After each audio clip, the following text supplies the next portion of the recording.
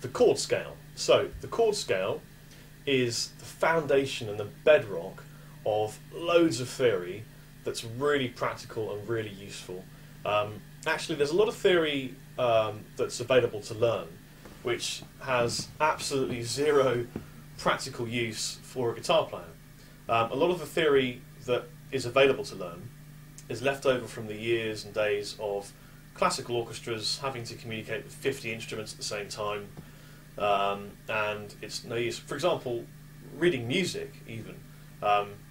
Don't really need to read music. I mean, rhythm notation, yeah, but actual notes on a stave, there's no point unless you're talking to a celloist and a pianist. You've got tab, you know. So there are many bits of theory that just don't have any practical use anymore. Things like the circle of fifths and all this kind of rubbish. But the chord scale is a very useful, practical piece of knowledge to have in your armament of Win. And let's talk about how it's made and then how you use it, because it's just fascinating. So I'm going to make a chord scale, and I'm going to break with tradition, and rather than using the key of C, because everyone uses C, I'm going to use the key of D. Now, you can make a scale of chords in any key at all using the method I'm going to show you.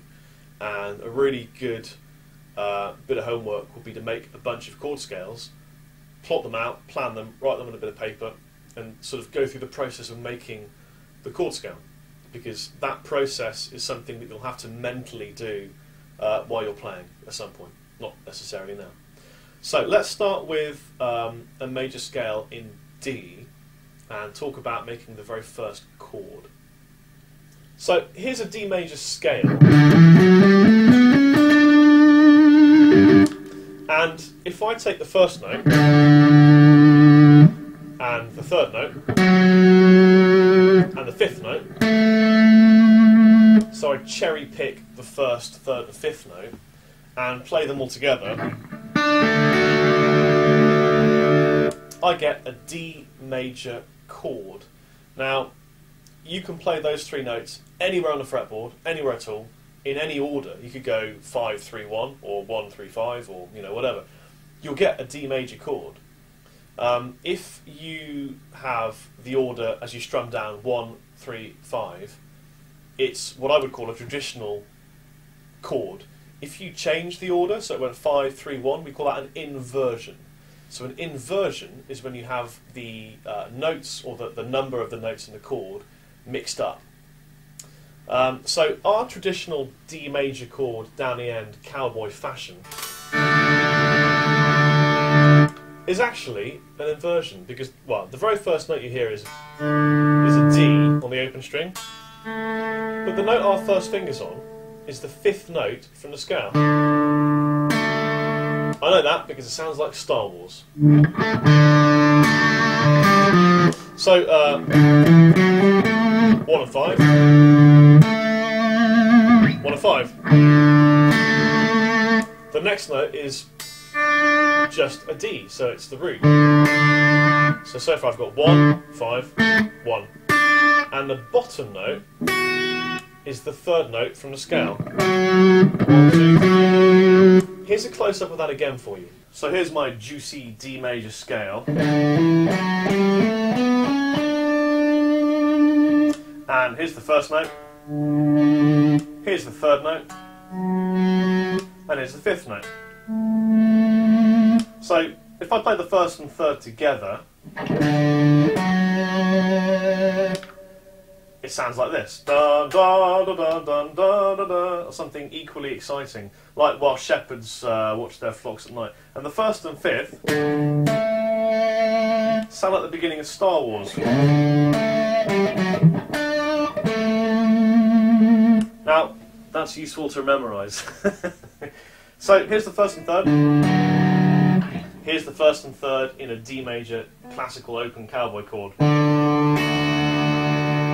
So the third's right at the bottom, and the root is on the open D string, or third fret on this B string.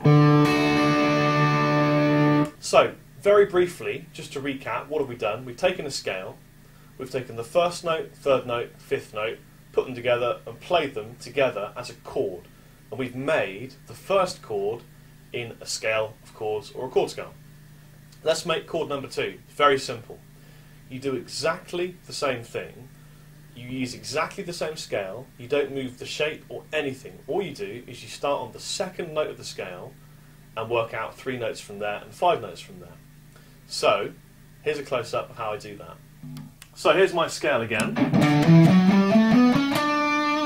Exactly the same scale starting on D, but this time we're going to start from the second note and call that our home.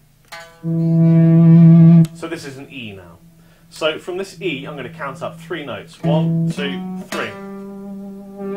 So that's my third note, and then let's do the same thing to get a 5th note. 1, 2, 3, 4, 5. So my notes are...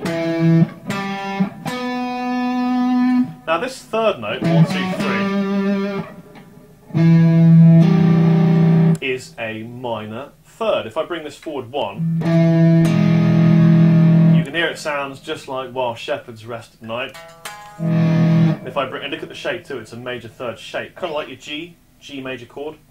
So if I bring it back, it's a minor third, it sounds sad. So this E chord is going to have a minor third, therefore it's going to be a minor chord, Holmes.